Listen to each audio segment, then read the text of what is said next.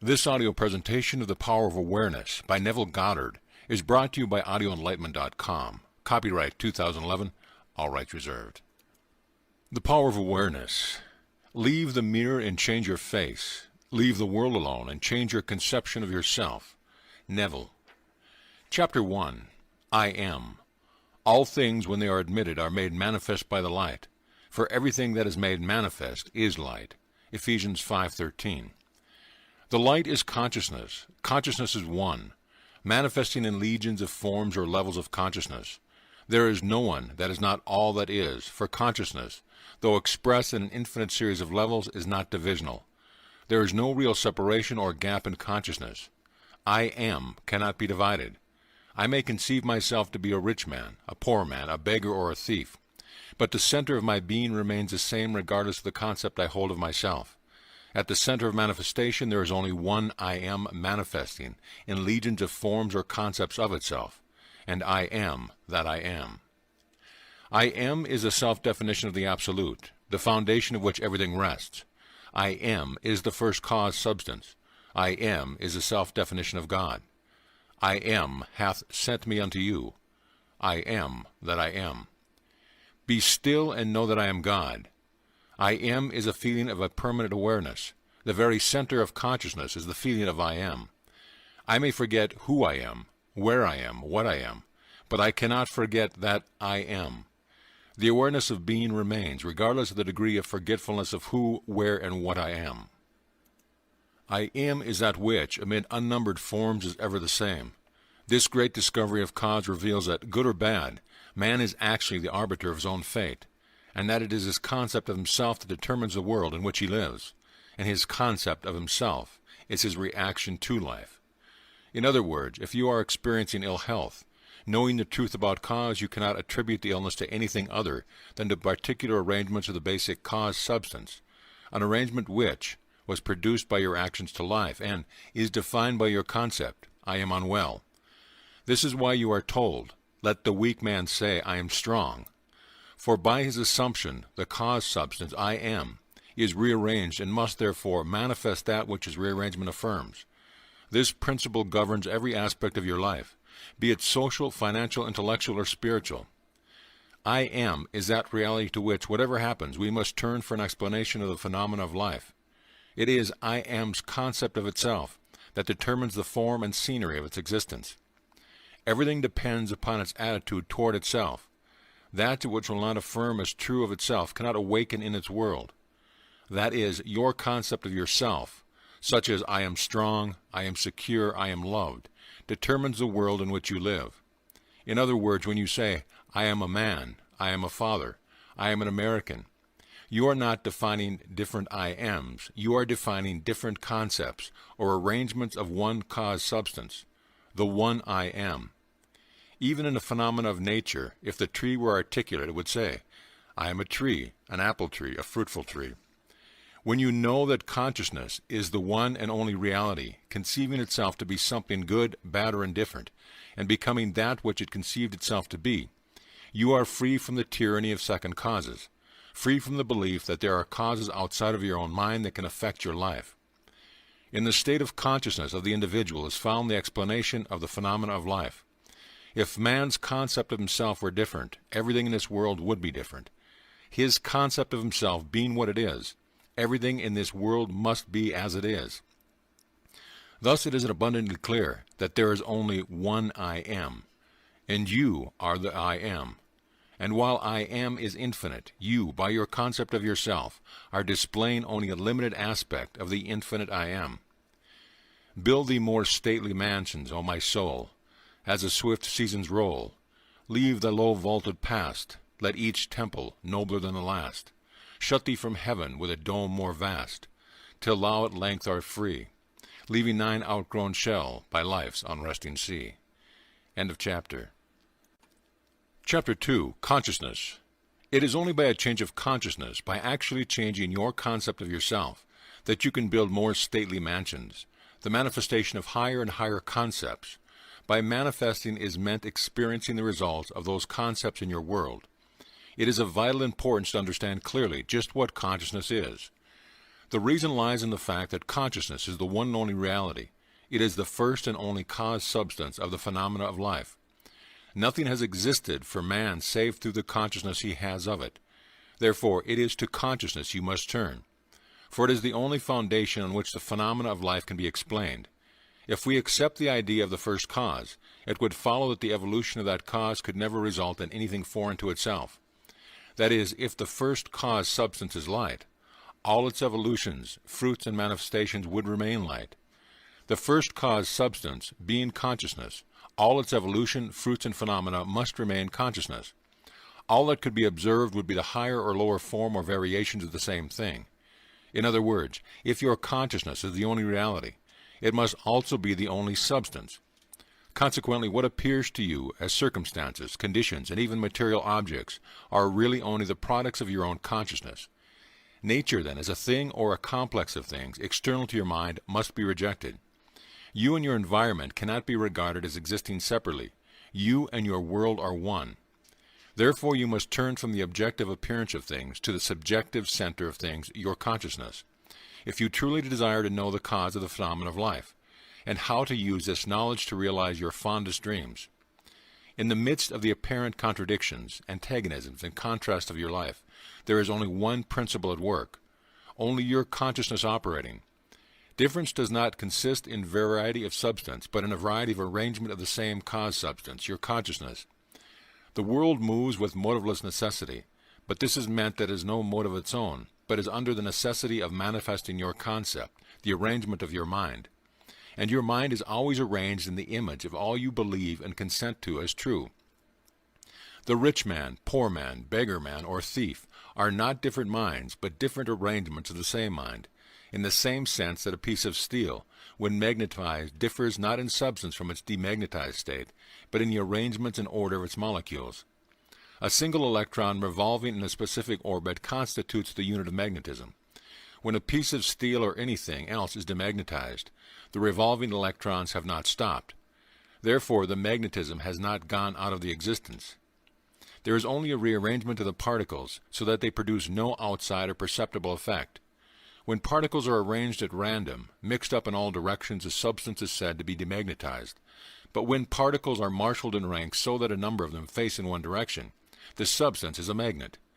Magnetism is not generated, it is displayed. Health, wealth, beauty, and genius are not created. They are only manifested by the arrangement of your mind. That is, by your concept of yourself. And your concept of yourself is all that you accept and consent to as true. What you consent to can only be discovered by an uncritical observation of your actions to life. Your reactions reveal where you live psychologically, and where you live psychologically determines how you live here in the outer physical world. The importance of this in your daily life should be immediately apparent.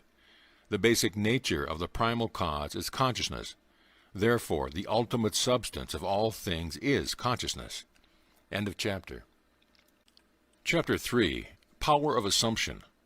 Man's chief delusion is his conviction that there are causes other than his own state of consciousness. All that befalls a man, all that is done by him, all that comes from him, happens as a result of his state of consciousness. A man's consciousness is all that he thinks and desires and loves, all that he believes is true and consents to. That is why a change of consciousness is necessary before you can change your outer world. Rain falls as a result of a change in the temperature in the higher regions of the atmosphere. So, in like manner, a change of circumstance happens as a result of a change in your state of consciousness. Be ye transformed by the renewing of your mind. To be transformed, the whole basis of your thoughts must change. But your thoughts cannot change unless you have new ideas, for you think from your ideas. All transformations begin with an intense burning desire to be transformed. The first step in the renewing of the mind is desire. You must want to be different and intend to be before you can begin to change yourself. Then you must make your future dream a present fact. You do this by assuming the feeling of your wish fulfilled. By desiring to be other than what you are, you can create an ideal of the person you want to be and assume that you are already that person. If this assumption is persisted in until it becomes your dominant feeling, the attainment of your ideal is inevitable. The ideal you hope to achieve is always ready for an incarnation, but unless you yourself offer it in human parentage, it is incapable of birth. Therefore, your attitude should be one in which, having desired to express a higher state, you alone accept the task of incarnating this new and greater value of yourself. In giving birth to your new ideal, you must bear in mind that the methods of mental and spiritual knowledge are entirely different. This is a point that is truly understood by probably not more than one person in a million. You know a thing mentally by looking at it from the outside, by comparing it with other things, by analyzing it and defining it, by thinking of it. Whereas you can know a thing spiritually only by becoming it, only by thinking from it. You must be the thing itself and not merely talk about it or look at it. You must be like the moth in search of his idol, a flame, who, spurred with true desire, plunging at once into the sacred fire, folded his wings within, till he became one color and one substance with the flame. He only knew the flame who in it burned, and only he could tell who never to tell returned. Just as the moth in his desire to know the flame was willing to destroy himself, so must you, in becoming a new person, be willing to die to your present self. You must be conscious of being healthy if you are to know what health is. You must be conscious of being secure if you are to know what security is.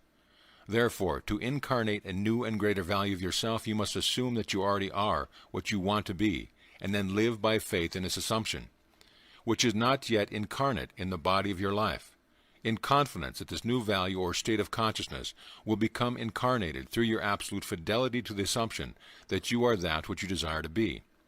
This is what wholeness means, what integrity means. They mean submission of the whole self to the feeling of the wish fulfilled, in certainty that the new state of consciousness is the renewing of mind which transforms. There is no order in nature corresponding to this willing submission of the self to the ideal behind the self. Therefore, it is the height of folly to expect the incarnation of a new and greater concept of self to come about by natural evolutionary process. That which requires a state of consciousness to produce its effect obviously cannot be effected without such a state of consciousness. And in your ability to assume the feeling of a greater life, to assume a new concept of yourself, you possess what the rest of nature does not possess, imagination, the instrument by which you create your world. Your imagination is the instrument, the means whereby your redemption from slavery, sickness, and poverty is effected. If you refuse to assume the responsibility of the incarnation of a new and higher concept of yourself, then you reject the means, the only means, whereby your redemption, that is, the attainment of your ideal, can be effected. Imagination is the only redemptive power in the universe. However, your nature is such that it is optional to you whether you remain in your present concept of yourself, a hungry being longing for freedom, health, and security, or choose to become the instrument of your own redemption, imagining yourself as that which you want to be, and thereby satisfying your hunger and redeeming yourself. Oh, be strong then and brave, pure, patient, and true. The work that is yours let no other hand do, for the strength for all need is faithfully given, from the fountains within you, the kingdom of heaven. End of chapter. Chapter 4. Desire. The changes which take place in your life as a result of your changed concept of yourself always appear to the enlightened to be the result, not of a change of your consciousness, but of chance, outer cause, or coincidence. However, the only fate governing your life is the fate determined by your own concept, your own assumptions, for an assumption, though false, if persisted in, will harden into fact. The ideal you seek and hope to attain will not manifest itself, will not be realized by you until you have imagined that you are already that ideal. There is no escape for you except by a radical psychological transformation of yourself, except by your assumption of the feeling of your wish fulfilled. Therefore, make results or accomplishments the crucial test of your ability to use your imagination. Everything depends on your attitude toward yourself. That which you will not affirm as true of yourself can never be realized by you, for the attitude alone is a necessary condition by which you realize your goal. All transformation is based upon suggestion, and this can work only where you lay yourself completely open to an influence. You must abandon yourself to your ideal as a woman abandons herself to love, for complete abandonment of self to it is the way to union with your ideal. You must assume the feeling of the wish fulfilled until your assumption has all the sensory vividness of reality. You must imagine that you are already experiencing what you desire. That is, you must assume the feeling of the fulfillment of your desire until you are possessed by it, and this feeling crowds all other ideas out of your consciousness. The man who is not prepared for the conscious plunge into the assumption of the wish fulfilled, in the faith that it is the only way to the realization of his dream, is not yet ready to live consciously by the law of assumption, although there is no doubt that he does live by the law of assumption unconsciously. But for you who accept this principle and are ready to live by consciously assuming that your wish is already fulfilled, the adventure of life begins. To reach a higher level of being, you must assume a higher concept of yourself. If you will not imagine yourself as other than what you are, then you remain as you are. For if ye believe not that I am he, ye shall die in your sins. If you do not believe that you are he, the person you want to be, then you remain as you are. Through the faithful, systematic cultivation of the feeling of the wish fulfilled, desire becomes the promise of its own fulfillment. The assumption of the feeling of that wish fulfilled makes the future dream a present dream. End of chapter. Chapter 5. The Truth That Sets You Free. The drama of life is a psychological one in which all the conditions, circumstances, and events of your life are brought to pass by your assumptions. Since your life is determined by your assumptions, you are forced to recognize the fact that you are either a slave to your assumptions or their master. To become the master of your assumptions is the key to undreamed of freedom and happiness. You can attain this mastery by deliberate conscious control of your imagination. You determine your assumption in this way. Form a mental image, a picture of that state desired, of the person you want to be. Concentrate your attention upon the feeling that you are already that person. First, visualize the picture in your consciousness.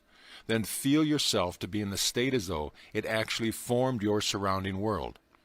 By your imagination, that which was a mere mental image is changed into a seemingly solid reality. The great secret is a controlled imagination and a well-sustained attention, firmly and repeatedly focused on the object to be accomplished. It cannot be emphasized too much that, by creating an ideal within your mental sphere, by assuming that you already are that ideal, you identify yourself with it and thereby transform yourself into its image, thinking from the ideal instead of thinking of the ideal. Every state is already there as mere possibilities, as long as we think of them, but as overpowering real when we think from them. This was called by the ancient teachers subjection to the will of God, or resting in the Lord. And the only true test of resting in the Lord is that all who do rest are inevitably transformed into the image of that in which they rest, thinking from the wish fulfilled. You become according to your resigned will, and your resigned will is your concept of yourself, and all that you consent to and accept as true. You, assuming the feeling of your wish fulfilled and continued therein, take upon yourself the results of that state. Not assuming the feeling of your wish fulfilled, you are ever free of the results. When you understand the redemptive function of imagination, you hold in your hands the key to the solution of all of your problems. Every phase of your life is made by the exercise of your imagination. Determined imagination alone is the means of your progress, of the fulfilling of your dreams. It is the beginning and end of all creating.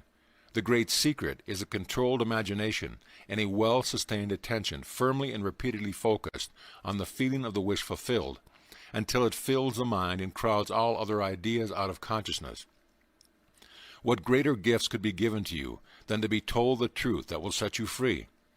The truth that sets you free is that you can experience in imagination what you desire to experience in reality. And by maintaining this experience in imagination, your desire will become an actuality. You are limited only by your uncontrolled imagination and lack of attention to the feeling of your wish fulfilled. When the imagination is not controlled and attention not studied on the feeling of the wish fulfilled, then no amount of prayer or piety or invocation will produce the desired effect. When you can call up at will whatsoever image you please, when the forms of your imagination are as vivid as you are the forms of nature, you are the master of your fate. You must stop spending your thoughts, your time, and your money. Everything in life must be an investment.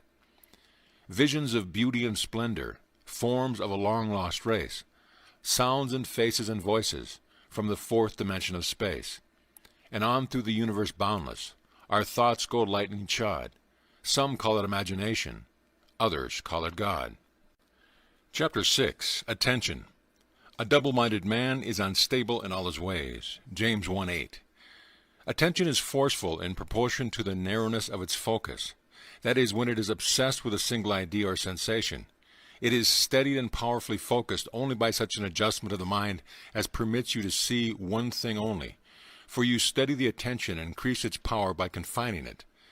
The desire which realizes itself is always a desire upon which attention is exclusively concentrated, for an idea is endowed with power only in proportion to the degree of attention fixed on it. Concentrated observation is the attentive attitude directed from some specific end. The attentive attitude involves selection, for when you pay attention, it signifies that you have decided to focus your attention on one object or state, rather than on another. Therefore, when you know what you want, you must deliberately focus your attention on the feeling of your wish fulfilled, until that feeling fills the mind and crawls all other ideas out of your consciousness. The power of attention is the measure of your inner force. Concentrated observation of one thing shuts out other things and causes them to disappear. The great secret of success is to focus the attention on the feeling of the wish fulfilled, without permitting any distractions. All progress depends on an increase of attention. The ideas which impel you to action are those which dominate the consciousness, those which possess the attention. The idea which excludes all others from the field of attention discharges an action. This one thing I do, forgetting those things that are behind, I press towards the mark. This means you. This one thing you can do, forgetting these things that are behind. You can press toward the mark of filling your mind with the feeling of the wish fulfilled. To the unenlightened man, this will seem to be all fantasy. Yet all progress comes from those who do not take the accepted view nor accept the world as it is. As we stated heretofore, if you can imagine what you please, and if the forms of your thoughts are as vivid as the forms of nature, you are by virtue of the power of your imagination master of your fate. Your imagination is you yourself, and the world as your imagination sees it is the real world. When you set out to master the movements of your attention, which must be done if you would successfully alter the course of observed events, it is then you realize how little control you exercise over your imagination, and how much it is dominated by sensory impression, and by a drifting on the ideas of the idle moods. To aid in the mastering the control of your attention, practice this exercise. Night after night, just before you drift off to sleep, strive to hold your attention on the activities of the day in reverse order. Focus your attention on the last thing you did, that is, getting into bed, and then move it backward in time over the events until you reach the first event of the day, getting out of bed. This is no easy exercise, but just as specific exercises greatly help in developing specific muscles, this will greatly help in developing the muscle of your attention. Your attention must be developed, controlled, and concentrated in order to change your concept of yourself successfully, and thereby change your future. Imagination is able to do anything, but only according to the internal direction of your attention. If you persist night after night, sooner or later you will awaken in yourself a center of power and become conscious of your greater self, the real you. Attention is developed by repeated exercise or habit. Through habit, an action becomes easier, and so in course of time gives rise to a faculty or facility, which can then be put to a higher use. When you attain control of the internal direction of your attention, you will no longer stand in shallow water, but will launch out into the deep of life. You will walk in an assumption of the wish fulfilled as a foundation more solid even than earth. End of chapter. Chapter 7, Attitude. Experiments recently conducted by Merle Lawrence in Princeton and Adelbert Ames in Dartmouth, in the latter's psychology laboratory at Hanover, New Hampshire, prove that what you see when you look at something depends not so much on what is there as on the assumption you make when you look. Since what we believe to be the real physical world is actually only an assumptive world, it is not surprising that these experiments prove that what appears to be solid reality is actually the result of expectations or assumptions. Your assumptions determine not only what you see, but also what you do, for they govern all your conscious and subconscious movements towards the fulfillment of themselves. Over a century ago, this truth was stated by Emerson as follows: As the world was plastic and fluid in the hands of God, so it is ever too so much of his attributes as we bring to it. To ignorance and sin, it is flint. They adapt themselves to it as they may. But in proportion as a man has anything in him divine, the firmament flows before him and takes his signet and form. Your assumption is the hand of God molding the firmament into the image of that which you assume. The assumption of the wish fulfilled is the high tide which lifts you easily off the bar of the senses, where you have so long lain stranded. It lifts the mind into prophecy in the full right sense of the word, and if you have the controlled imagination and absorbed attention, which it is possible to attain, you may be sure that all your assumption implies will come to pass. When William Blake wrote, "What seems to be is, to those to whom it seems to be," he was only repeating the eternal truth. There is nothing unclean of itself, but to him that esteemeth anything to be unclean, to him it is unclean. Romans 14:14. Because there is nothing unclean of itself, or clean of itself, you should assume the best and think only of that which is lovely and of a good report. It is not superior insight, but ignorance of this law of assumption, if you read into the greatness of man some littleness with which you may be familiar, or into some situation or circumstance an unfavorable conviction. Your particular relationship to another influences your assumption with respect to that other, and makes you see in him that which you do see. If you can change your opinion of another, then what you now believe of him cannot be absolutely true, but is only relatively true. The following is an actual case history illustrating how the law of assumption works. One day a costume designer described to me her difficulties in working with a prominent theatrical producer. She was convinced that he unjustly criticized and rejected her best work, and that often he was deliberately rude and unfair to her. Upon hearing her story, I explained that if she found the other rude and unfair, it was a sure sign that she herself was wanting, and that it was not the producer, but herself that was in need of a new attitude. I told her that the power of this law of assumption and its practical application could be discovered only through experience, and that only by assuming that the situation was already what she wanted it to be could she prove that she could bring about the change desired. Her employer was merely bearing witness, telling her by his behavior what her concept of him was. I suggested that it was quite probable that she was carrying on conversations with him in her mind, which were filled with criticism and recrimination. There was no doubt but that she was mentally arguing with the producer, for others only echo that which we whisper to them in secret. I asked her if it was not true that she talked to him mentally, and if so, what those conversations were like. She confessed that every morning on her way to the theater, she told him just what she thought of him in a way she would never have dared address him in person. The intensity and force of her mental arguments with him automatically established his behavior toward her. She began to realize that all of us carry on mental conversations. But unfortunately, on most occasions, these conversations are argumentative, that we have only to observe the passerby on the street to prove this assertion. That so many people are mentally engrossed in conversation, and few appear to be happy about it. But the very intensity of their feeling must lead them quickly to the unpleasant incident they themselves have mentally created, and therefore must now encounter. When she realized what she had been doing, she agreed to change her attitude and to live this law faithfully by assuming that her job was highly satisfactory and her relationship with the producer was a very happy one. To do this, she agreed that before going to sleep at night, on her way to work, and in other intervals during the day, she would imagine that she had congratulated her on her fine designs and that she, in turn, had thanked him for his praise and kindness. To her great delight, she soon discovered for herself that her own attitude was the cause of all that befell her. The behavior of her employer miraculously reversed itself, his attitude echoing, as it had always done, that which she had assumed now reflected her changed concept of him. What she did was by the power of her imagination. Her persistent assumption influenced his behavior and determined his attitude toward her. With a passport of desire on the wings of a controlled imagination, she traveled into the future of her own predetermined experience. Thus we see it is not facts, but that which we create in our imagination which shapes our lives. For most of the conflicts of the day are due to the want of a little imagination to cast the beam out of our own eye. It is the exact and literal-minded who live in a fictitious world. As this designer, by her controlled imagination, started the subtle change in her employer's mind, so can we, by the control of our own imagination, and wisely directed feeling, solve our problems. By the intensity of her imagination and feeling, the designer cast a kind of enchantment on her producer's mind, and caused him to think that his generous praise originated with him. Often our most elaborate and original thoughts are determined by another. We should never be certain that it was not some woman treading in the winepress who began the subtle change in man's mind, or that the passion did not begin in the mind of some shepherd boy, lighting up his eyes for a moment before it ran upon its way. William Butler Yeats. End of chapter. Chapter 8. Renunciation.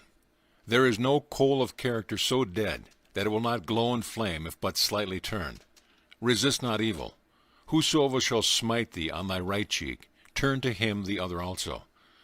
There is a great difference between resisting evil and renouncing it. When you resist evil, you give it your attention, you continue to make it real. When you renounce evil, you take your attention from it and give your attention to what you want. Now is the time to control your imagination and give beauty for ashes, joy for mourning, praise for the spirit of heaviness, that they might be called trees of righteousness, the planting of the Lord, that he might be glorified. You give beauty for ashes when you concentrate your attention on things as you would like them to be, rather than on things as they are. You give joy for mourning when you maintain a joyous attitude regardless of unfavorable circumstance. You give praise for the spirit of heaviness when you maintain a confident attitude instead of succumbing to despondency. In this quotation, the Bible uses the word tree as a synonym for man. You become a tree of righteousness when the above mental states of a permanent part of your consciousness. You are a planting of the Lord when all your thoughts are true thoughts. He is I am, as described in chapter 1. I am is glorified when your highest concept of yourself is manifest. When you have discovered your own controlled imagination to be your Savior, your attitude will be completely altered without any diminution of religious feeling, and you will say of your controlled imagination, Behold this vine, I found it a wild tree, whose wanton strength had swollen into irregular twigs. But I pruned the plant, and it grew temperate in its vain expanse of useless leaves, and nodded as you see into these clean, full clusters, to repay the hand that wisely wounded it. By vine is meant your imagination, which in its uncontrolled state expands its energy in useless or destructive thoughts and feelings. But you, just as the vine is pruned by cutting away its useless branches and roots, prune your imagination by withdrawing your attention from all unlovingly and destructive ideas, and concentrating on the ideal you wish to attain. The happier, more noble life you will experience will be the result of wisely pruning your own imaginations. Yes, be pruned of all unloving thoughts and feelings that you may. Think truly, and thy thoughts shall the world's famine feed. Speak truly, and each word of thine shall be a fruitful seed. Live truly, and thy life shall be a great and noble creed. End of chapter. Chapter 9. Preparing your place. And all mine are thine, and thine are mine. John 17:10. Thrust in thy sickle and reap, for the time is come for thee to reap, for the harvest of the earth is ripe. Revelations 14:15. All is yours. Do not go seeking for that which you are. Appropriate it, claim it, assume it. Everything depends upon your concept of yourself. That which you do not claim as true of yourself cannot be realized by you. The promise is, Whosoever hath, to him it shall be given, and he shall have more abundance. But whosoever hath not, from him shall be taken away even that which he seemeth to have. Hold fast in your imagination to all that is lovely and of good report, for the lovely and the good are essential in your life, if it is to be worth while. Assume it. You do this by imagining that you already are what you want to be, and already have what you want to have. As a man thinketh in his heart, so is he. Be still and know that you are that which you desire to be, and you will never have to search for it. In spite of your appearance of freedom of action, you obey, as everything else does, the law of assumption.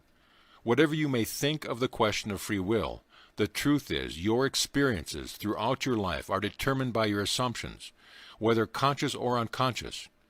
An assumption builds a bridge of incidences that lead inevitably to the fulfillment of itself. Man believes the future to be a natural development of the past, but the law of assumption clearly shows that this is not the case. Your assumption places you psychologically where you are not physically. Then your senses pull you back from where you were psychologically to where you are physically.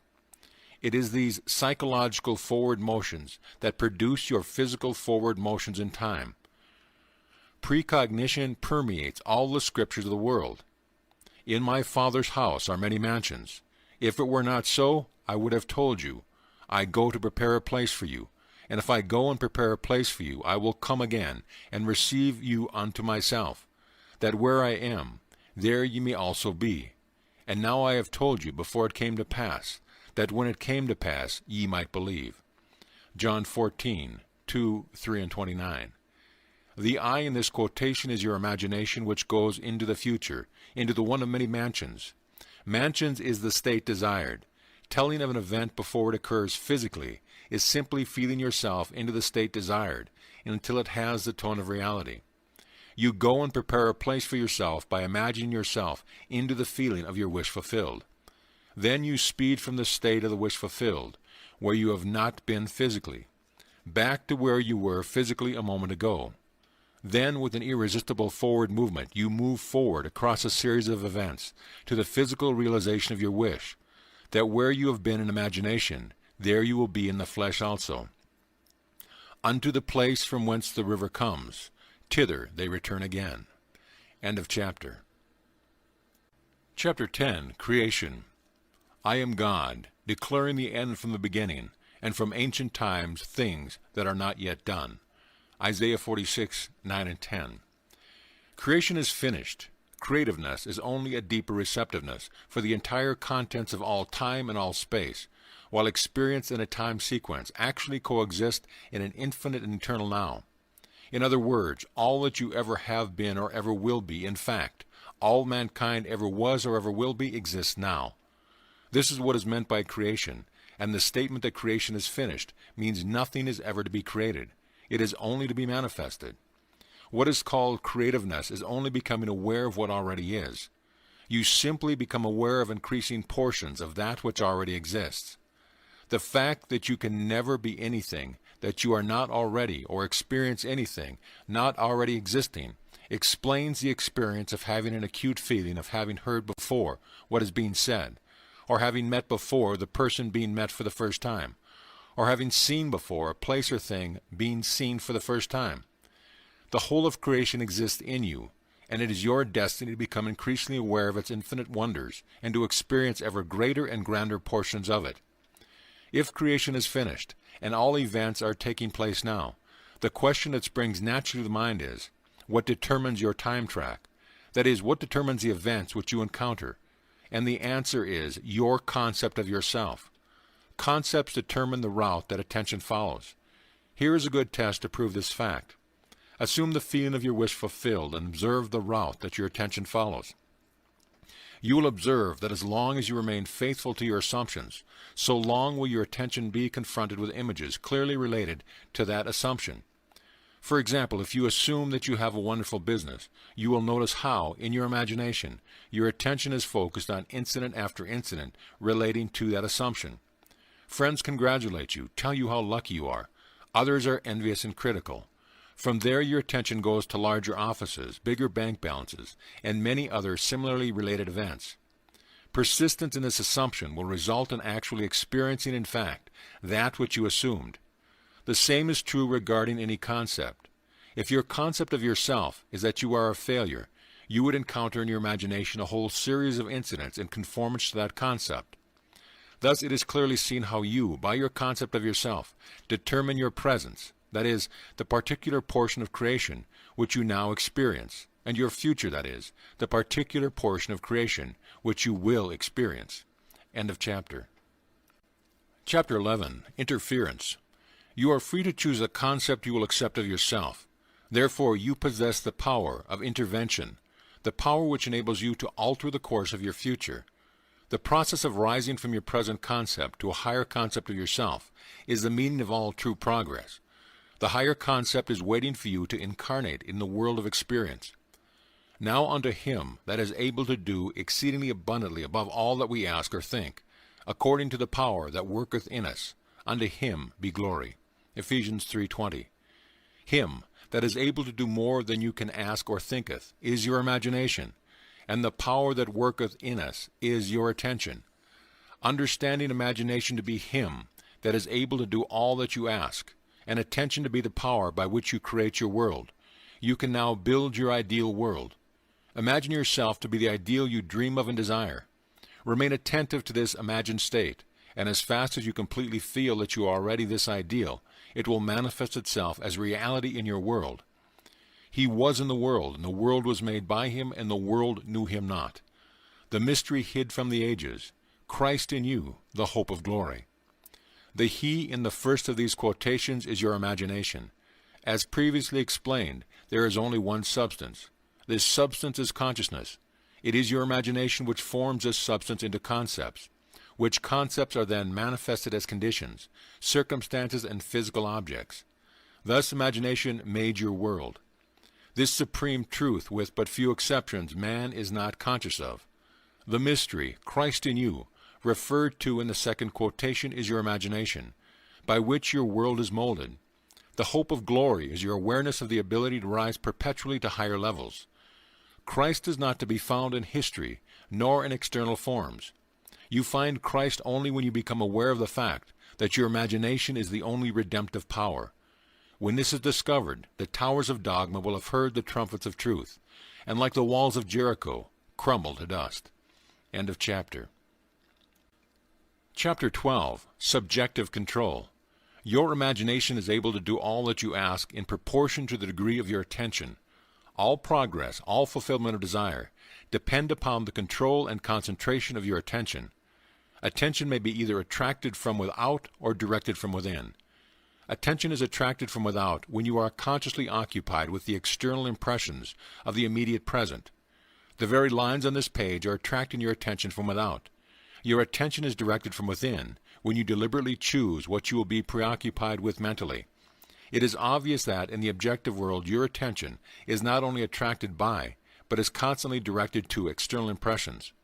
But your control in the subjective state is always non-existent.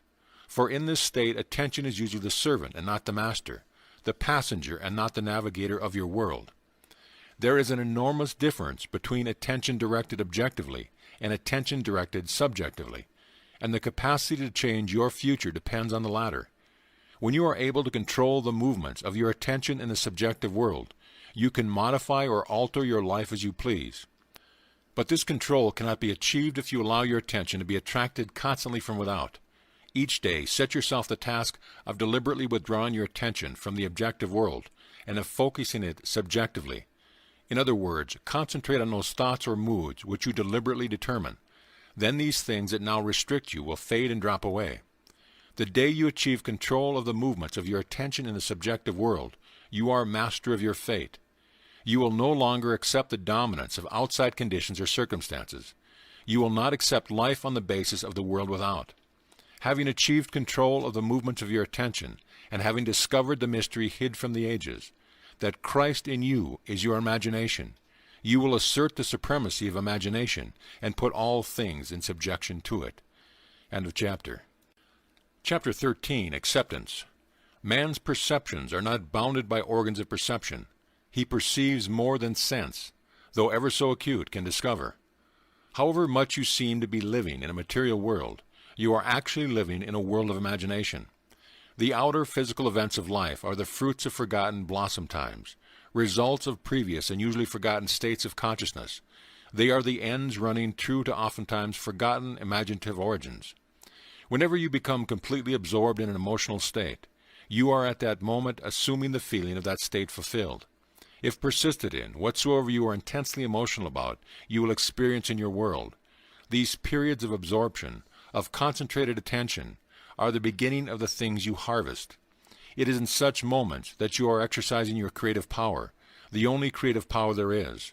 At the end of these periods, or moments of absorption, you speed from those imaginative states, where you have not been physically, to where you were physically an instant ago. In these periods, the imagined state is so real that when you return to the objective world and find that it is not the same as the imagined state, it is an actual shock. You have seen something in imagination with such vividness that you now wonder whether the evidence of your senses can now be believed. And like Keats, you ask, was it a vision or a waking dream?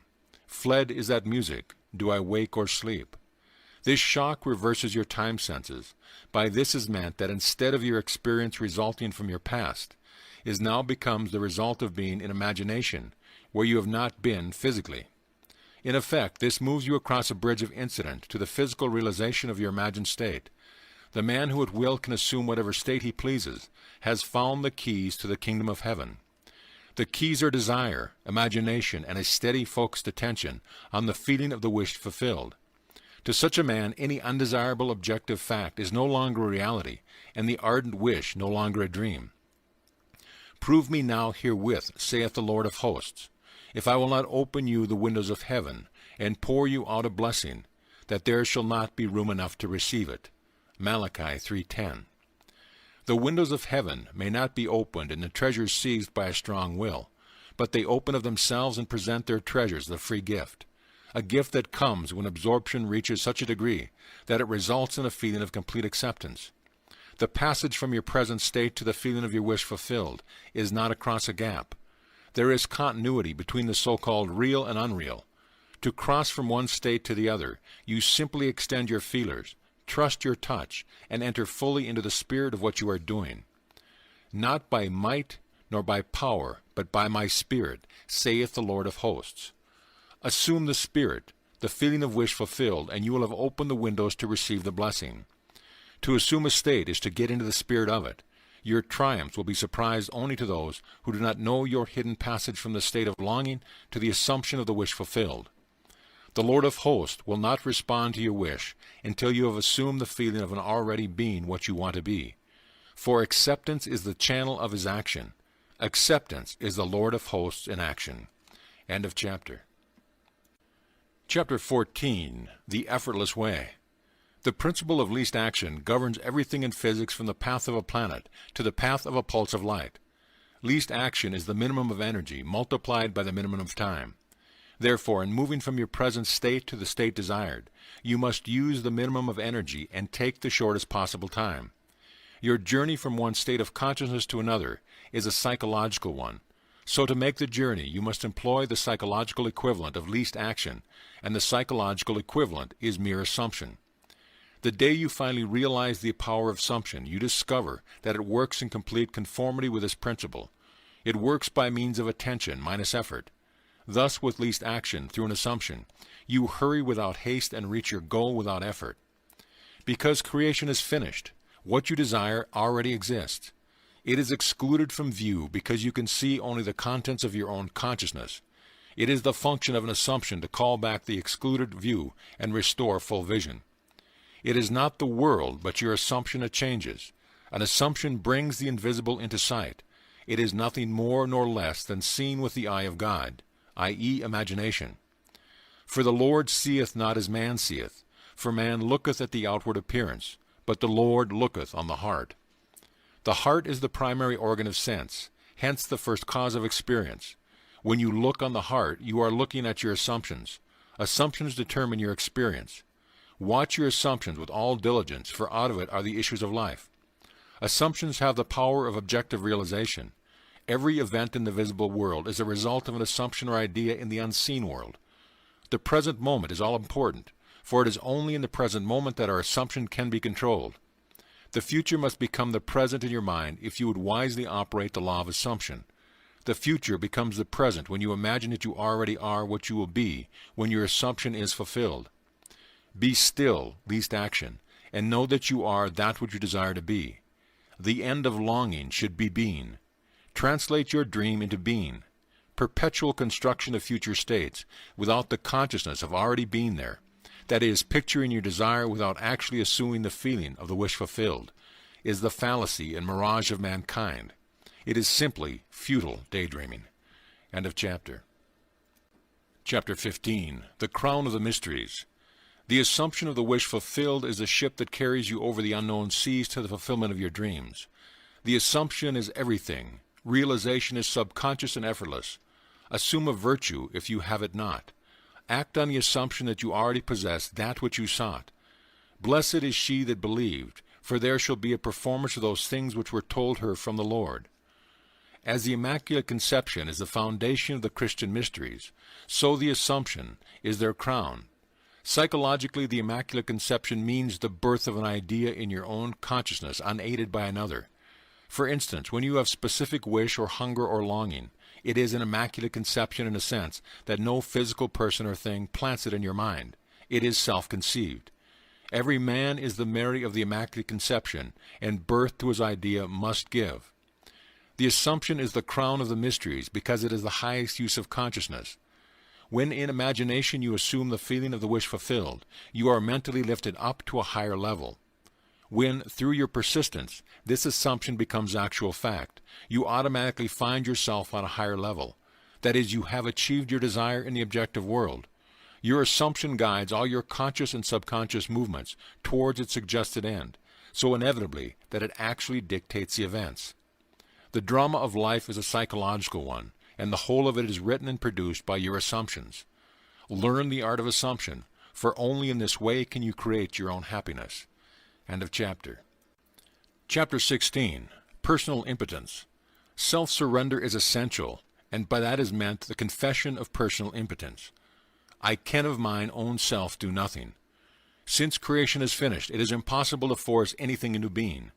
The example of magnetism previously given is a good illustration. You cannot make magnetism, it can only be displayed. You cannot make the law of magnetism. If you want to build a magnet, you can only do so by conforming to the law of magnetism.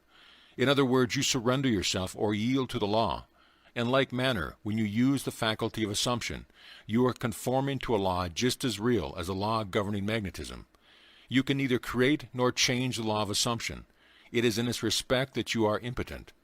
You can only yield or conform, and since all your experiences are the result of your assumptions, consciously or unconsciously, the value of consciously using the power of assumption surely must be obvious. Willingly identify yourself with that which you most desire, knowing that it will find expression through you. Yield to the feeling of the wish fulfilled, and be consumed as its victim, then rise as the prophet of the law of assumption. End of chapter. Chapter 17. All Things Are Possible. It is of great significance that the truth of principles outlined in this book have been proven time and time again by the personal experience of the author. Throughout the past 25 years, he has applied these principles and proved them successfully in innumerable instances. He attributes to an unwavering assumption of his wish already being fulfilled every success that he has achieved. He was confident that by these fixed assumptions, his desires were predestined to be fulfilled. Time and again he assumed the feeling of his wish fulfilled and continued in his assumption until that which he desired was completely realized. Live your life in a sublime spirit of confidence and determination. Disregard appearances, conditions, in fact all evidence of your senses that deny the fulfillment of your desire. Rest in the assumption that you are already what you want to be, for in the determined assumption you and your infinite being are merged in creative unity, and with your infinite being, God, all things are possible. God never fails. For who can say his hand or say unto him, What doest thou? Through the mastery of your assumptions, you are in very truth enabled to master life. It is thus that the ladder of life is ascended. Thus the ideal is realized. The clue to the real purpose of life is to surrender yourself to your ideal with such awareness of its reality that you begin to live the life of the ideal, and no longer your own life as it was prior to this surrender. He calleth things that are not seen as though they were, and the unseen becomes seen. Each assumption has its corresponding world.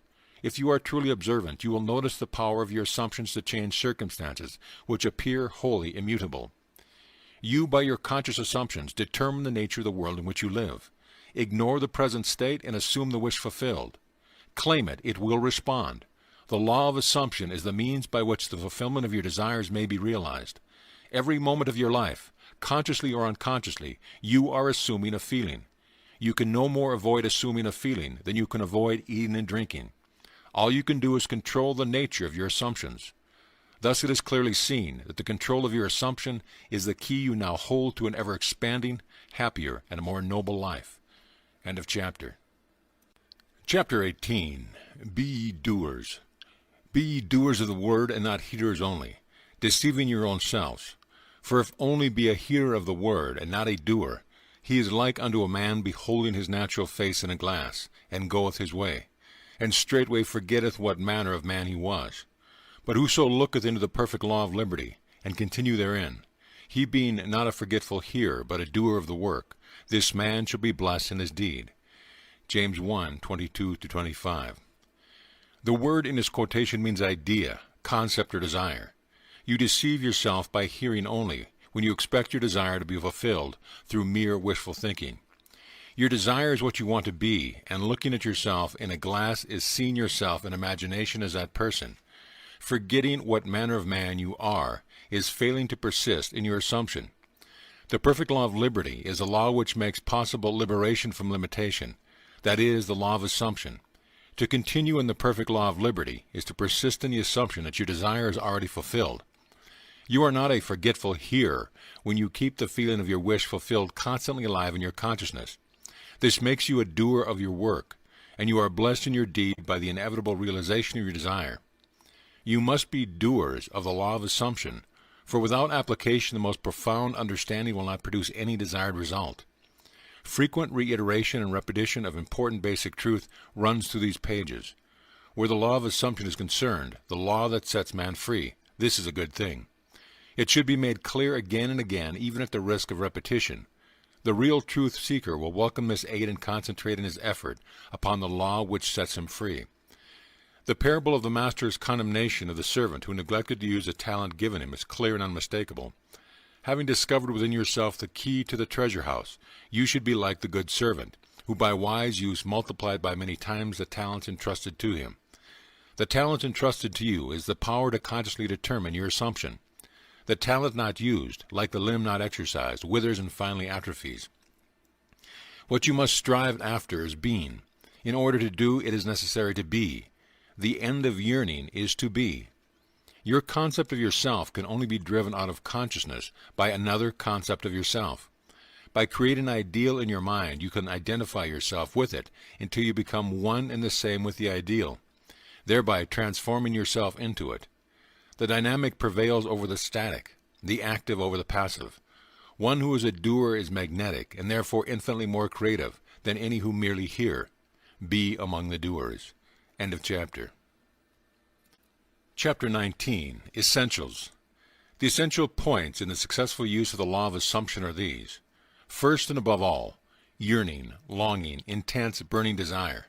With all your heart, you must want to be different from what you are. Intense burning desire, combined with intention to make good, is the mainspring of action, the beginning of all successful ventures.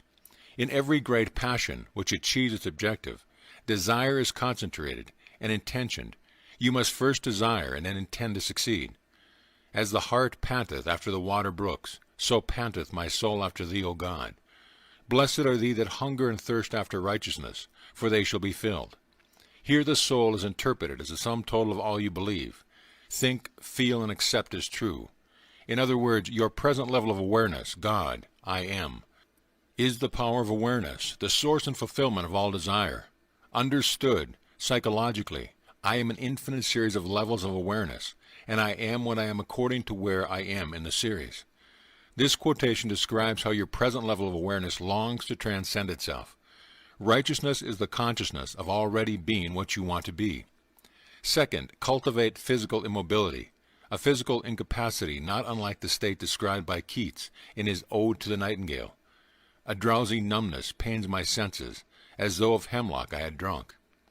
It is a state akin to sleep, but one in which you are still in control of the direction of attention. You must learn to induce this state at will, but experience has taught that it is more easily induced after a substantial meal, or when you wake in the morning feeling very loath to arise. Then you are naturally disposed to enter this state. The value of physical immobility shows itself in the accumulation of mental force which absolute stillness brings with it. It increases your power of concentration. Be still and know that I am God. In fact, the greater energies of the mind seldom break forth save when the body is stilled, and the door of the senses closed to the objective world. The third and last thing to do is to experience in your imagination what you experience in your reality, had you achieved your goal. You must gain it in imagination first, for imagination is the very door to the reality of that which you seek. But use imagination masterfully, and not as an onlooker thinking of the end, but as a partaker thinking from the end. Imagine that you possess a quality or something you desire which hitherto has not been yours. Surrender yourself completely to this feeling until your whole being is possessed by it. This state differs from reverie in this respect. It is the result of a controlled imagination and a steadied, concentrated attention, whereas reverie is the result of an uncontrolled imagination, usually just a daydream. In the controlled state, a minimum of effort suffices to keep your consciousness filled with the feeling of the wish fulfilled. The physical and mental immobility of this state is a powerful aid to the voluntary attention and a major factor of minimum effort. The application of these 3 points, desire, physical immobility, and the assumption of the wish already fulfilled, is the way to atonement or union with your objective. The first point is thinking of the end with intention to realize it. The third point is thinking from the end with the feeling of accomplishment. The secret of thinking from the end is to enjoy being it. The minute you make it pleasurable and imagine that you are it, you start thinking from the end. One of the most prevalent misunderstandings is that this law works only for those having a devout or a religious objective. This is a fallacy. It works just as impersonally as a law of electricity works. It can be used for greedy, selfish purposes as well as noble ones. But it should always be borne in mind that ignoble thoughts and actions inevitably result in unhappy consequences. End of chapter. Chapter 20. Righteousness. In the preceding chapter, righteousness was defined as the consciousness of already being what you want to be. This is the true psychological meaning, and obviously does not refer to adherence to moral codes, civil law, or religious precepts. You cannot attach too much importance to being righteous. In fact, the entire Bible is permeated with admonition and exhortations on the subject. Break off thy sins by righteousness, Daniel 4:27. My righteousness I hold fast, and will not let it go. My heart shall not reproach me so long as I live, Job 27:6. My righteousness shall answer for me in time to come, Genesis 30:33. Very often the words sin and righteousness are used in the same quotation. This is a logical contrast of opposites and becomes enormously significant in the light of the psychological meaning of righteousness and the psychological meaning of sin. Sin means to miss the mark, not to attain your desire, not to be the person you want to be is sinning.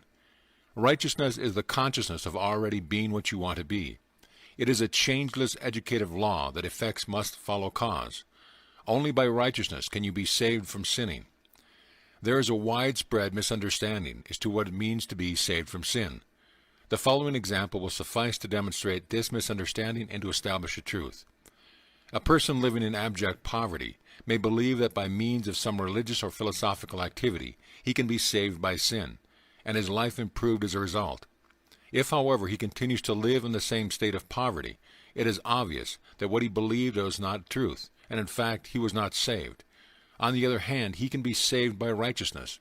The successful use of the law of assumption would have the inevitable result of an actual change in his life. He would no longer live in poverty. He would no longer miss the mark. He would be saved from sin. Except your righteousness shall exceed the righteousness of the scribes and Pharisees, ye shall in no wise enter into the kingdom of heaven. Matthew 5:20. Scribes and Pharisees means those who are influenced and governed by the outer appearances, the rules and customs of society in which they live, the vain desire to be thought well of by other men. Unless this state of mind is exceeded, your life will be one of limitation, of failure to attain your desire, of missing the mark of sin. This righteousness is exceeded by true righteousness, which is always the consciousness of already being that which you want to be.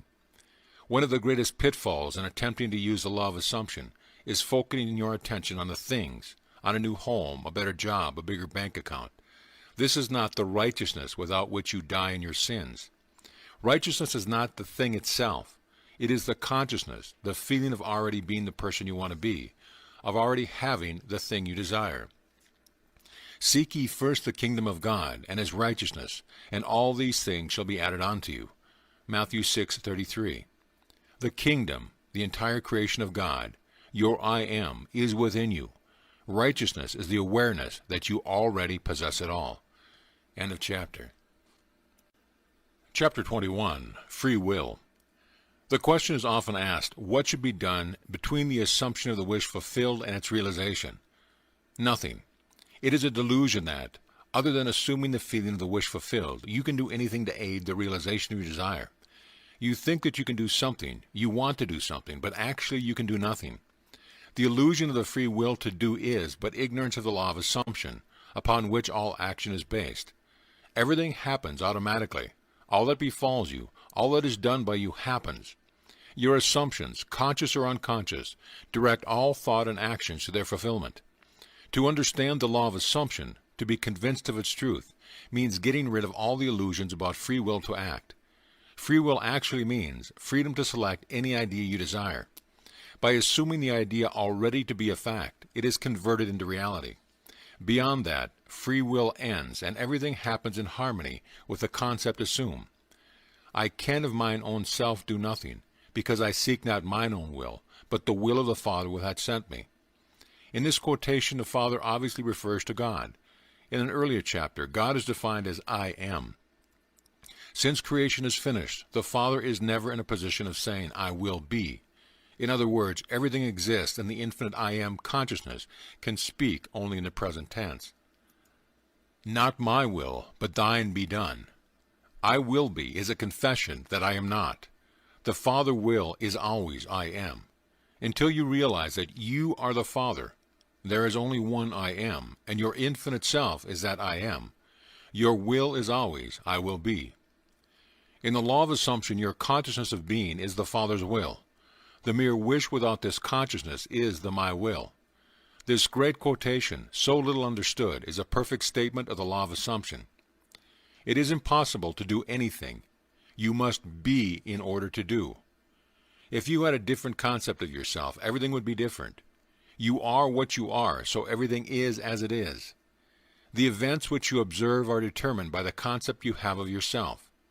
If you change your concept of yourself, the events ahead of you in time are altered.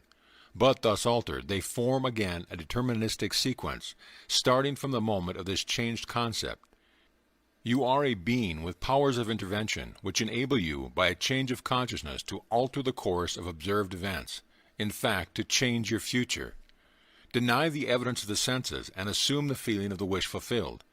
Inasmuch as your assumption is creative and forms an atmosphere, your assumption, if it be a noble one, increases your assurance and helps you to reach a higher level of being. If, on the other hand, your assumption be an unloving one, it hinders you and makes you a downward way swifter. Just as a lovely assumption creates a harmonious atmosphere, so the hard and bitter feeling creates a harder and bitter atmosphere. Whatsoever things are pure, just, lovely, and good report, think on these things.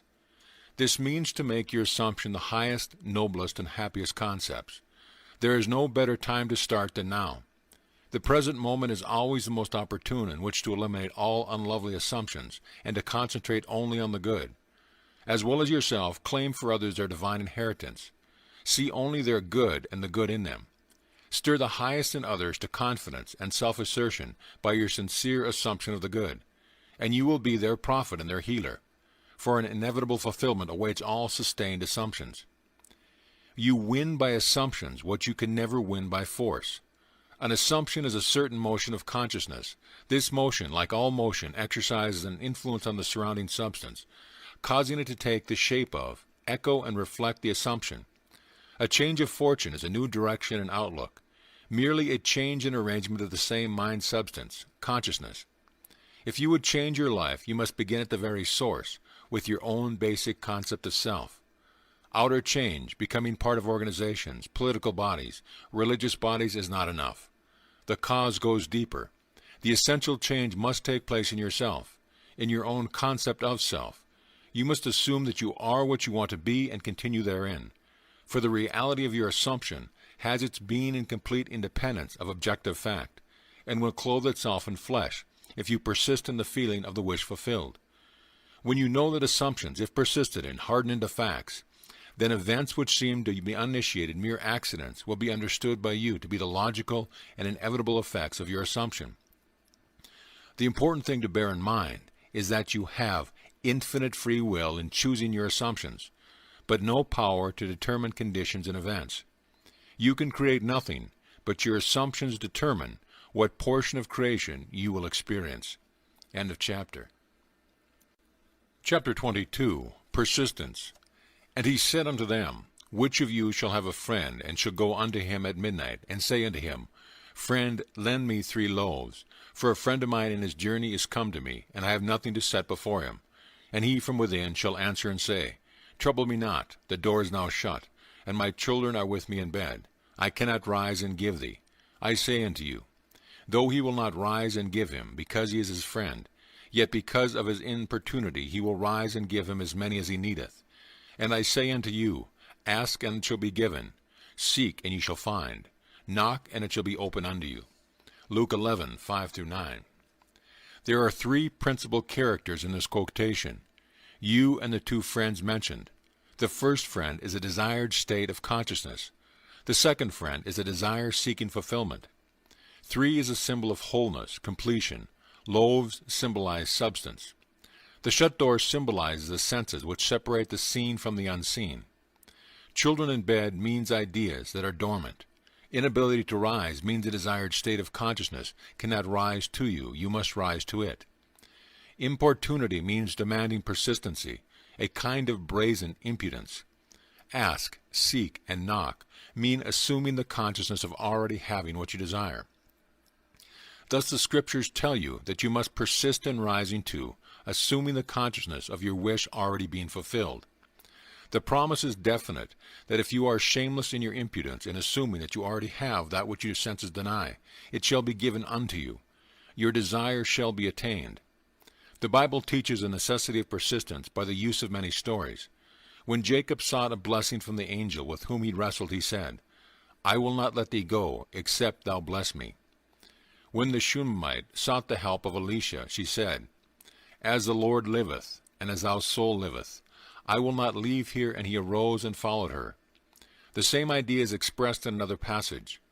And he spake a parable unto them, that men ought always to pray, and not to faint, saying, There was in a city a judge, which feared not God, neither regarded man, and there was a widow in that city. And she came unto him, saying, Avenge me of mine adversary.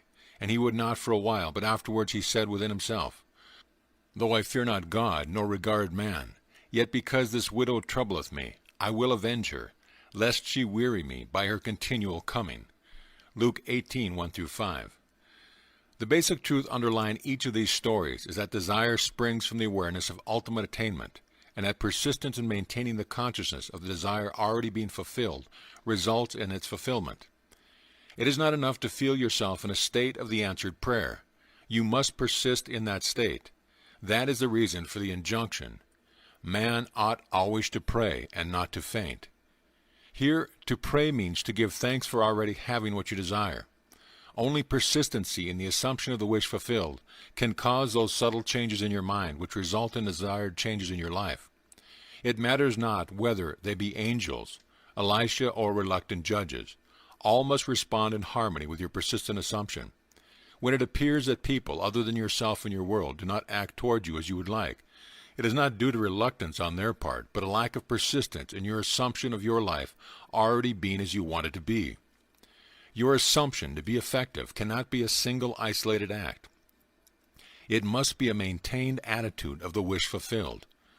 And that maintained attitude that gets you there, so that you think from your wish fulfilled instead of thinking about your wish, is aided by assuming the feeling of the wish fulfilled frequently. It is the frequency, not the length of time, that makes it natural. That to which you constantly return constitutes your truest self. Frequent occupancy of the feeling of the wish fulfilled is the secret of success. End of chapter. Chapter 23, Case Histories. It will be extremely helpful at this point to cite a number of specific examples of the successful application of this law. Actual case histories are given. In each of these, the problem is clearly defined, and the way imagination was used to attain the required state of consciousness is fully described. In each of these instances, the author of this book was either personally concerned or was told the facts by the person involved. 1. This is a story with every detail of which I am personally familiar.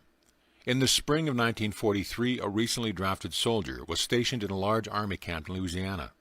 He was intensely eager to get out of the army, but only in an entirely honorable way. The only way he could do this was to apply for a discharge. The application then required the approval of his commanding officer to become effective. Based on Army regulations, the decision of the commanding officer was final and could not be appealed. The soldier, following all the necessary procedure, applied for a discharge. Within 4 hours, his application was returned marked disapproved. Convinced he could not appeal the decision to any higher authority, military or civilian, he turned within to his own consciousness, determined to rely on the law of assumption. The soldier realized that his consciousness was the only reality, that his particular state of consciousness determined the events he would encounter. That night, in the interval between getting into bed and falling asleep, he concentrated on consciously using the law of assumption. In imagination, he felt himself to be in his own apartment in New York City. He visualized his apartment. That is, in his mind's eye, he actually saw his own apartment, mentally picturing each one of the familiar rooms with all the furnishings vividly real. With this picture clearly visualized and lying flat on his back, he completely relaxed physically. In this way, he induced a state bordering on sleep, at the same time retaining control of the direction of his attention. When his body was completely immobilized, he assumed that he was in his own room, and felt himself to be lying in his own bed, a very different feeling from that of lying in an army cot. In imagination, he rose from the bed, walked from room to room, touching various pieces of furniture. He then went to the window, and with his hands resting on the sill, looked out on the street of his own apartment faced. So vivid was all this in his imagination, that he saw in detail the pavement, the railings, the trees, and the familiar red brick of the building on the opposite side of the street. He then returned to his bed and felt himself drifting off to sleep. He knew that it was most important in the successful use of this law that at the actual point of falling asleep his consciousness be filled with the assumption that he was already what he wanted to be. All that he did in imagination was based on the assumption that he was no longer in the army. Night after night the soldier enacted this drama. Night after night in imagination he felt himself honorably discharged, back in his home, seeing all the familiar surroundings, and falling asleep in his own bed. This continued for 8 nights. For 8 nights his objective experience continued to be directly opposite to his subjective experience in consciousness each night. Before going to sleep, on the 9th day, orders came through at battalion headquarters for the soldier to fill out a new application for his discharge. Shortly after this was done, he was ordered to report to the colonel's office. During the discussion, the colonel asked him if he was still desirous of getting out of the army. Upon receiving an affirmative reply, the colonel said that he personally disagreed, and while he had strong objections to approving the discharge, he had decided to overlook these objections and to approve it. Within a few hours, the application was approved, and the soldier, now a civilian, was on a train bound for home. 2. This is a striking story of an extremely successful businessman demonstrating the power of imagination and the law of assumption. I know this family intimately, and all the details were told to me by the son described herein. The story begins when he was 20 years old. He was next to the oldest in a large family of 9 brothers and 1 sister. The father was one of the partners in a small merchandising business. In his 18th year, the brother referred to it in this story left the country in which they lived and traveled 2,000 miles to enter college and complete his education. Shortly after his first year in college, he was called home because of a tragic event in connection with his father's business. Through the machinations of his associate, the father was not only forced out of business, but was the object of false accusation, impugning his character and integrity. At the same time, he was deprived of his rightful share in the equity of the business. The result was he found himself largely discredited and almost penniless. It was under these circumstances that his son was called home from college. He returned, his heart filled with one great resolution. He was determined that he would become outstandingly successful in business.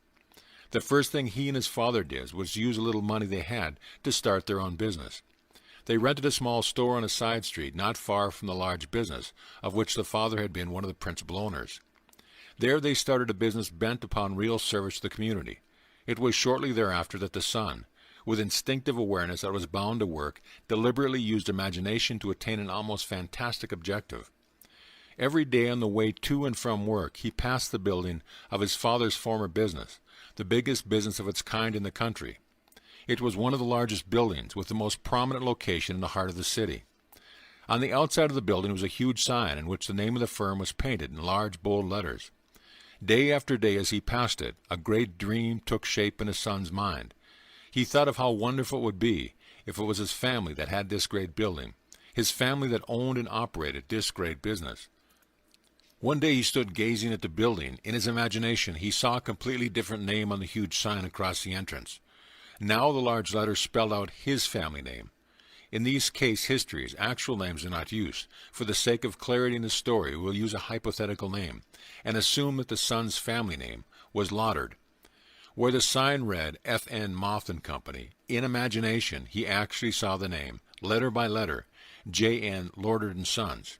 He remained looking at the sign with his eyes wide open, imagining that it read J.N. Lordard & Sons. Twice a week, week after week, month after month for 2 years, he saw his family name over the front of the building. He was convinced that if he felt strong enough that a thing was true, it was bound to be the case. And by seeing in imagination his family name on the sign, which implied that they owned the business, he became convinced that one day they would own it. During this period, he told only one person what he was doing. He confided in his mother, who with loving concern tried to discourage him in order to protect him from what might be a great disappointment. Despite this, he persisted day after day. 2 years later, the large company failed, and the coveted building was up for sale. On the day of the sale, he seemed no nearer ownership than he had been 2 years before, when he began to apply the law of assumption. During this period, they had worked hard, and their customers had implicit confidence in them. However, they had not earned anything like the amount of money required for the purchase of the property, nor did they have any source from which they could borrow the necessary capital. Making even more remote their chances of getting it was the fact that this was regarded as the most desirable property in the city, and a number of wealthy business people were prepared to buy it. On the actual day of the sale, to their complete surprise, a man, almost a total stranger, came into their shop and offered to buy the property for them. Due to some unusual conditions involved in this transaction, the Sons family could not even make a bid for the property. They thought the man was joking. However, this was not the case. The man explained that he had watched them for some time, admired their ability, believed in their integrity, and that supplying the capital for them to go into business on a large scale was an extremely sound investment for him. That very day, the property was theirs. What the son had persisted in seeing in his imagination was now a reality. The hunch of the stranger was more than justified. Today, this family owns not only that particular business referred to, but owns many of the largest industries in the country in which they live. The son, seeing his family name over the entrance of this great building, long before it was actually there, was using exactly the technique that produces results. By assuming the feeling that he already had what he desired, by making this a vivid reality in his imagination, by determined persistence, regardless of appearance or circumstances, he inevitably caused his dream to become a reality. 3. This is a story of a very unexpected result of an interview with a lady who came to consult me. One afternoon, a young grandmother, a businesswoman in New York, came to see me. She brought along her 9-year-old grandson, who was visiting her from his home in Pennsylvania. In response to her questions, I explained the law of assumption, describing in detail the procedure to be followed in attaining an objective. The boy sat quietly, apparently absorbed in a small toy truck, while I explained to the grandmother the method of assuming the state of consciousness that would be hers were her desire already fulfilled. I told her the story of a soldier in camp who each night fell asleep, imagining himself to be in his own bed in his own home. When the boy and his grandmother were leaving, he looked up at me with great excitement and said, "I know what I want, and now I know how to get it." Surprised, I asked him what it was he wanted. He told me he had his heart set on a puppy. To this the grandmother vigorously protested, telling the boy that it had been made clear repeatedly that he could not have a dog under any circumstances, that his father and mother would not allow it, that the boy was too young to care for it properly, and furthermore, the father had a deep dislike for dogs. He actually hated to have one around. All these were arguments the boy, passionately desirous to having a dog, refused to understand. "Now I know what to do," he said. "Every night, just as I am going off to sleep, I am going to pretend that I have a dog, and we are going for a walk." "No," said the grandmother, "this is not what Mr. Neville means. This was not meant for you. You cannot have a dog." Approximately 6 weeks later, the grandmother had told me what was to her an astonishing story. The boy's desire to own a dog was so intense that he absorbed all that I had told his grandmother of how to attain one's desire, and he believed implicitly that at last he knew how to get a dog. Putting this belief into practice, for many nights the boy imagined a dog was lying in his bed beside him. In imagination, he petted the dog, actually feeling its fur. Things like playing with a dog and taking it for a walk filled his mind. Within a few weeks it happened. A newspaper in the city in which the boy lived organized a special program in connection with Kindness to Animal Week. All school children were requested to write an essay on why I would like to own a dog. After entries from all the schools were submitted and judged, the winner of the contest was announced. The very same boy who weeks before in my apartment in New York had told me, "Now I know how to get a dog," was the winner. In an elaborate ceremony which was published with stories and pictures in a newspaper, the boy was awarded a beautiful collie puppy. In relating this story, the grandmother told me that if the boy had been given the money with which to buy a dog, the parents would have refused to do so and would have used it to buy a bond for the boy or put it in a savings bank for him.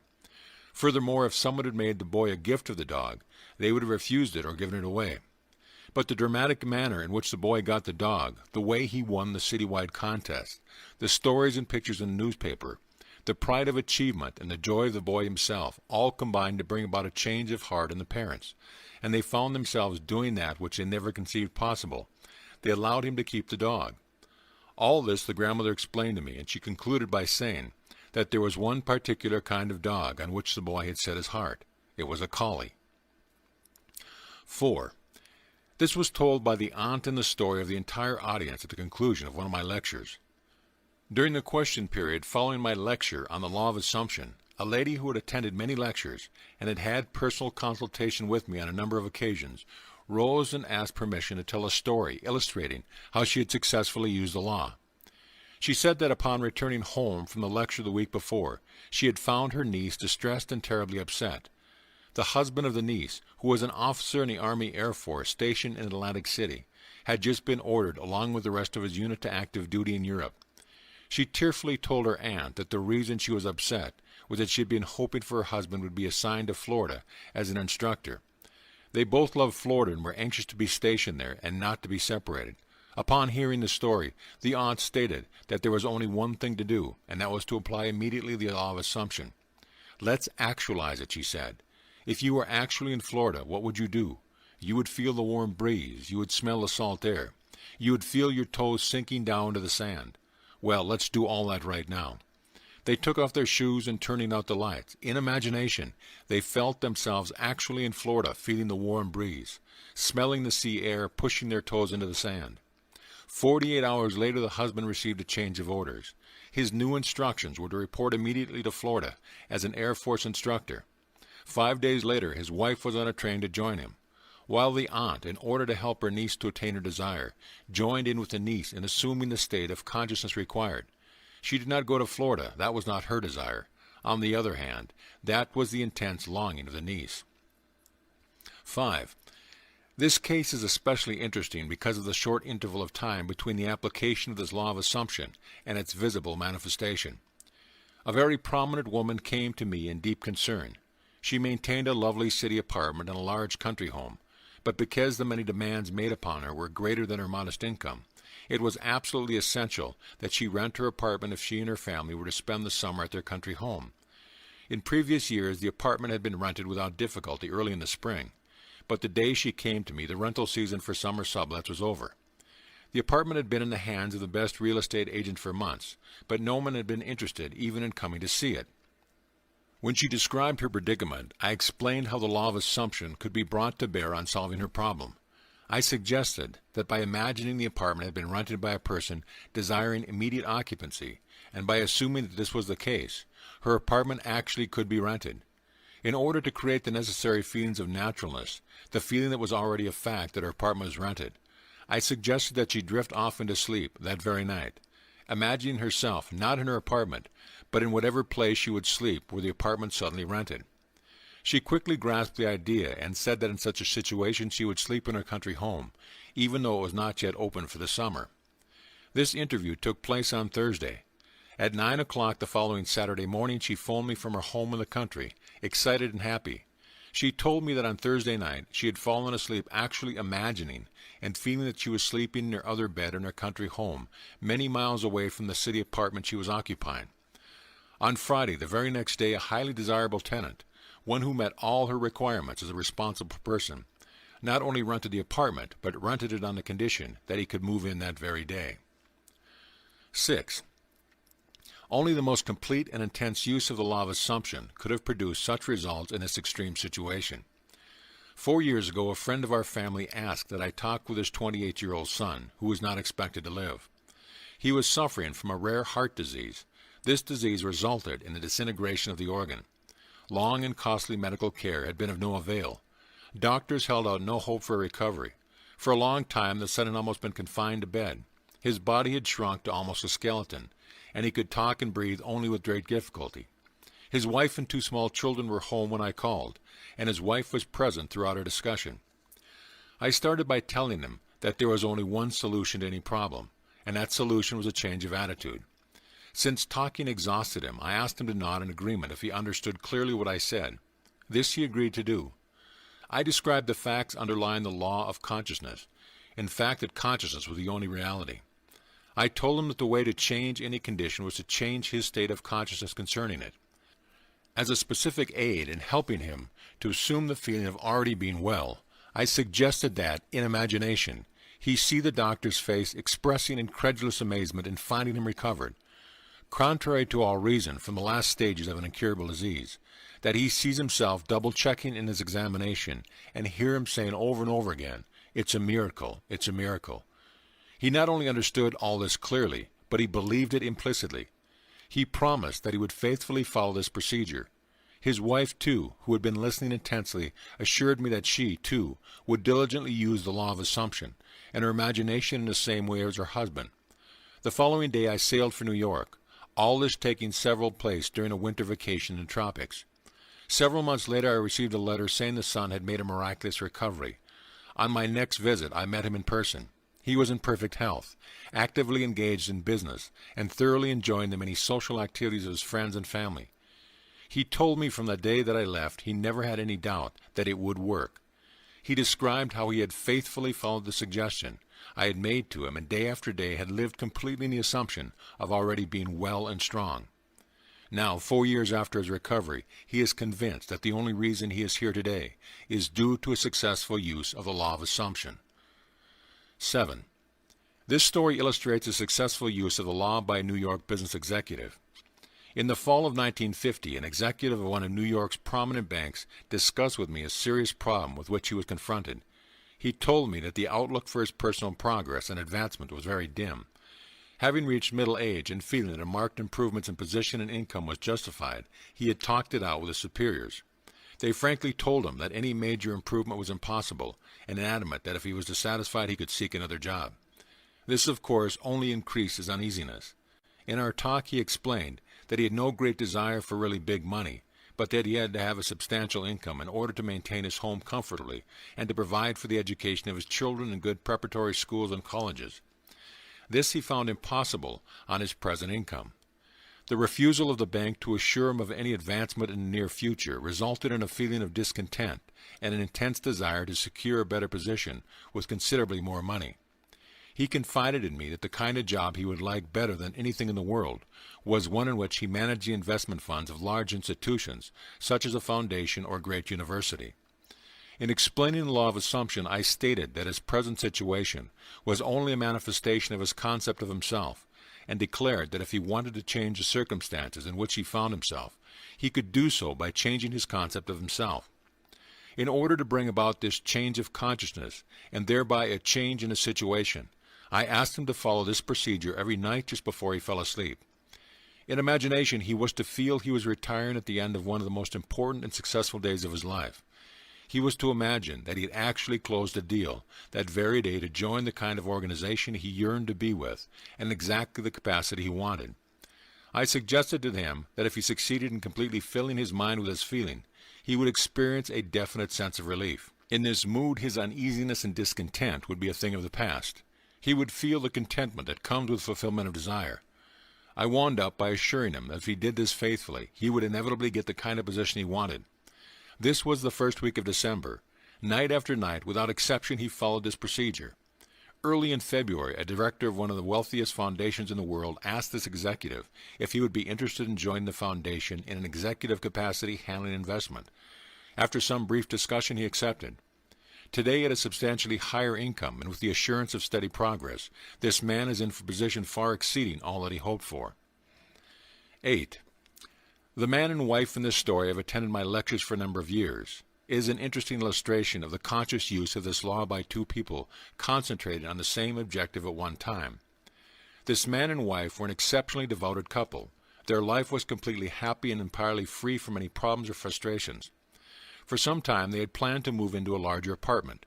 The more they thought about it, the more they realized that what they had their hearts set on was a beautiful penthouse. In discussing it together, the husband explained that he wanted one of the huge windows looking out on a magnificent view. The wife said she would like to have one side of the walls mirrored from top to bottom. They both wanted to have a wood-burning fireplace. It was a must that the apartment be in New York City. For months they had searched for just an apartment in vain. In fact, the situation in the city was such that the securing of any kind of apartment was almost an impossibility. They were so scarce that not only were there waiting lists for them, but all sorts of special deals including premiums, the buying of furniture, etc., were involved. New apartments were being leased long before they were completed, many being rented from the blueprints of the building. Early in the spring, after months of fruitless seeking, they finally located one which they seriously considered. It was a penthouse apartment in a building just being completed on Upper Fifth Avenue facing Central Park. It had one serious drawback. Being a new building, it was not subject to rent control, and the couple felt the yearly rental was exorbitant. In fact, it was several $1,000s a year more than they had considered paying. During the spring months of March and April, they continued looking at various penthouses throughout the city, but they always came back to this one. Finally, they decided to increase the amount they would pay substantially and made a proposition which the agent for the building agreed to forward to the owners for consideration. It was at this point, without discussing it with each other, each determined to apply the law of assumption. It was not until later that each learned what the other had done. Night after night, they both fell asleep in imagination in the apartment they were considering. The husband, lying with his eyes closed, would imagine this bedroom windows were overlooking the park. He would imagine going to the window the first thing in the morning and enjoying the view. He felt himself sitting on the terrace overlooking the park, having cocktails with his wife and friends, all thoroughly enjoying it. He filled his mind with actually feeling himself in the penthouse and on the terrace. During all this time, unknown to him, his wife was doing the same thing. Several weeks went by without any decision on the part of the owners, but they continued to imagine as they fell asleep each night that they were actually sleeping in the penthouse. One day, to their complete surprise, one of the employees in the apartment building in which they lived told them that the penthouse there was vacant. They were astonished because theirs was one of the most desirable buildings in the city, with a perfect location right on Central Park. They knew there was a long waiting list of people trying to get an apartment in that building. The fact that a penthouse had unexpectedly become available was kept quiet by the management because they were not in a position to consider any applicants for it. Upon learning that it was vacant, this couple immediately made a request that it be rented to them, only to be told that this was impossible. The fact was that not only were there several people on a waiting list for the penthouse in the building, but it was actually promised to one family. Despite this, the couple had a series of meetings with the management, at the conclusion of which the apartment was theirs. The building being subject to rent control, their rental was just about what they planned to pay when they first started looking